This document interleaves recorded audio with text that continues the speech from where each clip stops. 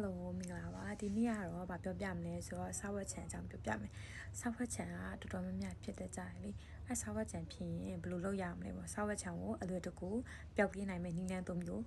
sharing လုပ်ပေးမယ်စာဝတ်ချံကိုတက်တာအောင်ပထမအဆင့်အနေနဲ့ BHA ပါတဲ့တူနာ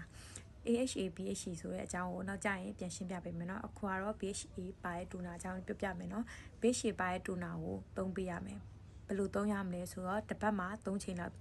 3ချိန်လောက်သုံးပြီးရပြီသူ့ကိုနေ့တိုင်းသုံးလို့တော့မရဘူးသူကနည်းနည်းလေးပြင်းတဲ့အတွက်တစ်ပတ်မှာ3ချိန်လောက်ညဘက်ပဲသုံးပေးပေါ့ AHA ပါတဲ့တူနာဆိုရင်ညဘက်ပဲသုံးတာတင့်တော်တယ်ပေါ့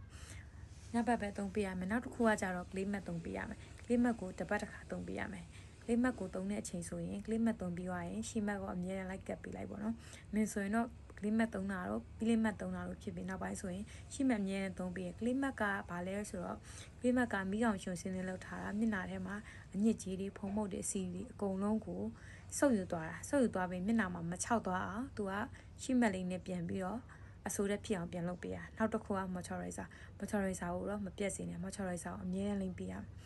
skin care စတက်တိုင်းမှာ moisturizer ပါတယ်အဲ့တော့ moisturizer ကိုအမြဲတမ်းသုံးပေးရစာဝတ်ချံအတွက်သီးလန့်နဲ့3မျိုးอ่ะဒါလေးပြပဲเนาะဘိုင်ဘိုင်နောက်လည်းပြန်တွေ့အောင်မယ်เนาะနောက်ဗီဒီယိုတွေမှာ